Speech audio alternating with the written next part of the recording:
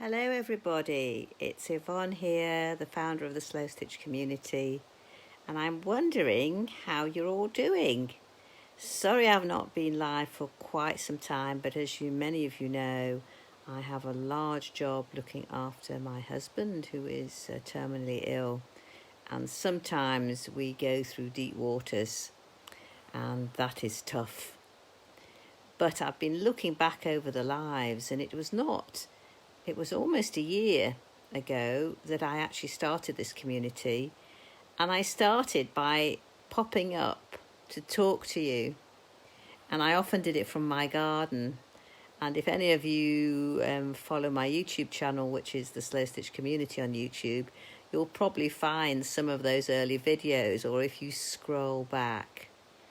And one of the things that I've always been saying about Slow Stitch is a practice.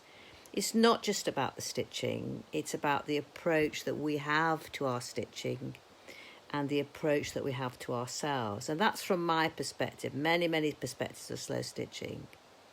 So a question that I have always posed to everybody is, how is your internal weather? Because the weather is a great metaphor for our internal state, our emotions. And that, of course, colours everything, our thinking, our actions, even the way we make textile art. So for me, when I ask myself that question, often I just put my hand on my heart and go, so how are you feeling, Yvonne? How's the internal weather?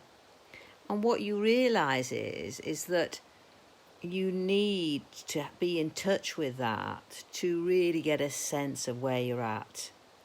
And I find that very useful before I start to stitch. So your internal weather is not a full expression of yourself, it's just a state. And of course, sometimes you can do good things to that state to make it better. So if you're having a lot of anxiety, you could ask yourself, what's the best way I can take care of myself? And the answer for me to that question is always do something creative. So very soon I shall be sending out our Slow Stitch newsletter, and in that newsletter there will be a survey about the effect that slow stitching has on your mental health.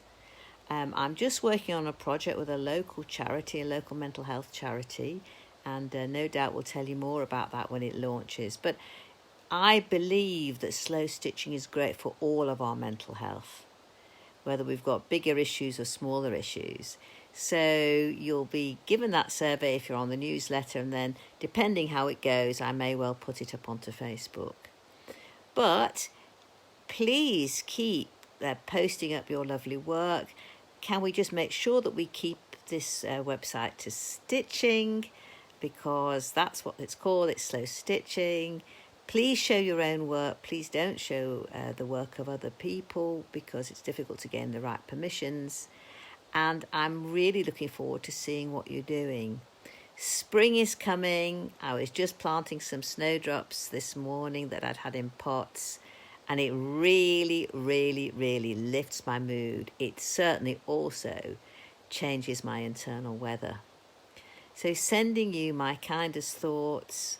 I started this group, which is now almost 20,000 people worldwide, which is an absolutely extraordinary amount of people, to support my local stitchers here in the Whitstable in Kent.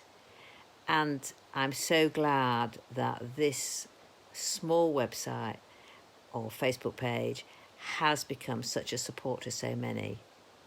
Take great care of yourselves, everybody, and I look forward to hearing from you.